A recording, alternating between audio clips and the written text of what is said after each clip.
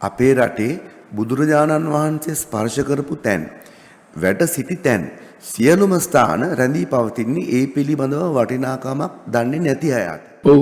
ඇයි ඒක එලිපෙහෙලි වෙලා මේ සාමාන්‍ය මහ ජනතාවට මේක දැක බලා ගන්න විදියට කටයුතු සැලසෙන්නේ නැත්තේ?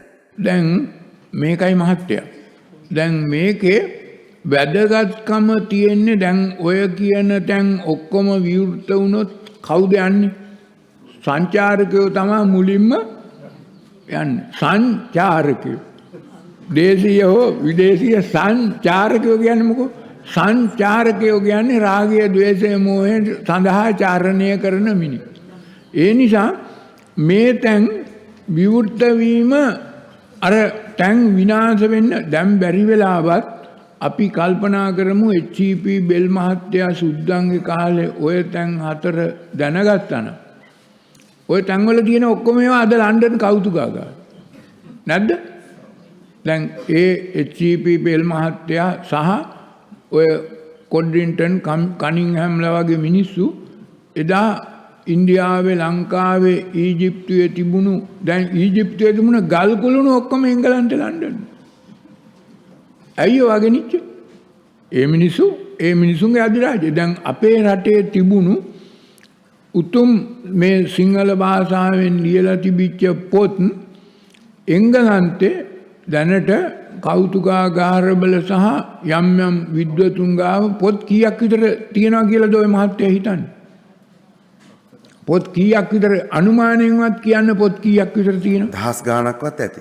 ඔය පොත් අඩුම වශයෙන් 6-7000ක් තියෙනවා.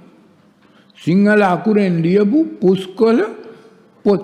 ඉතින් බලන්න මොය 6-7000 දැන් ඒ මිනිසුන්ගේ උරුමයක් අයිතිය.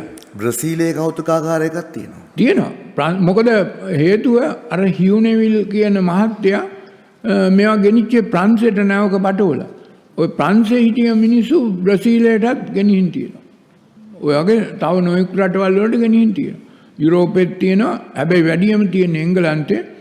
නමුත් අනික් රටවලත් තියෙනවා. චීනෙත් තියෙනවා. අපේ රටේ. ඉතින් ඒක නිසා දැන් මේ තැන් විවෘත විය යුත්තේ මේ ධර්ම මාර්ගය යන අයට පමණයි. අනිකට විවෘත වීම දෙපැත්තටම හානි කරයි. ඒ පුද්ගලයාටත් හානි කරයි, ඒ තැනටත් හානි කරයි. ඒ නිසා මේවා විවෘත නොවීම මේක අර සද්දස්ස කුලපුත්තස්ස කියන අයට පමණක් දැක බලා ගන්න තවදුරටත් රැඳෙන්න අවශ්‍ය නම් රැකෙන්න අවශ්‍ය නම් ඒවා ඔය විදිහට තියෙන්න ඕන. ඒකයි අවශ්‍යතාවය. දැන් හිතන්නේ වේගයක් ආවම මේක ඔක්කොම මිනිස්සුන්ට විවෘත කරන්න ඕන, හැම මිනිහෙම යන්න ඕන බලන්න කියලා. ඒක හොඳක් වෙන්නේ නැහැ. මේ ධර්මය සියලු මිනිස්සුන්ට ගන්න බැරුවා වගේ ඔය තන් සියලු මිනිස්සු දැක බලා ගැනීම කාටවත් යහපතක් නැහැ, අයහපතයි වැඩි. ඒක නිසා දෙපැත්තක් තියෙන බව හැම කෙනෙක්ම හැම දෙයක් පිළිබඳව දෙපැත්තක් තියෙනවා.